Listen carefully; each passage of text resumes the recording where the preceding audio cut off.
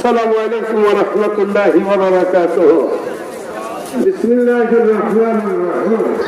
قال رسول الله صلى الله عليه وسلم: أنا خاتم الأنبياء وأنتم خاتم الأمم. وكما قال عليه الصلاة والسلام: আমাকে বলবো সারাদিন হয়েছে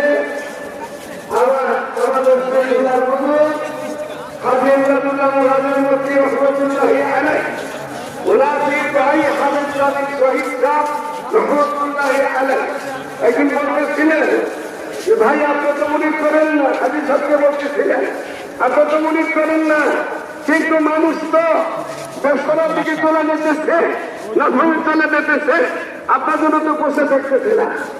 হাজী সাহেব রহমাতুল্লাহ আলাইহি, তারপরে হাজী আব্দুল্লাহ মুহাজির মুফতি রহমাতুল্লাহ আলাইহি তাদের মায়ের আমল শুরু করছে।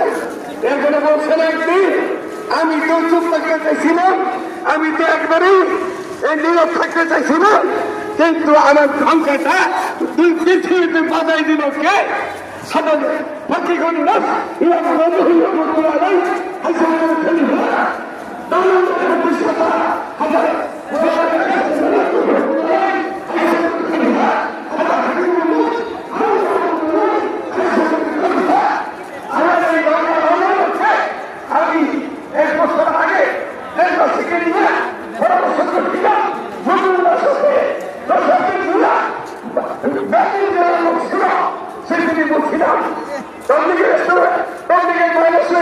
এখানে একটা সমাবেশ করে কাজীকে নিয়ে আল্লাহর মেহরবানি, আল্লাহর করম ফলাল মালিক মেহরবানি করে বাংলাদেশ নয় শুধু হিন্দুস্তান, পাকিস্তান, জাপান, মিশর, নেপাল সমস্ত দেশের লোক আল্লাহ দেশের থেকেও আল্লাহ তাআলাকে পৌঁছে দিয়েছে।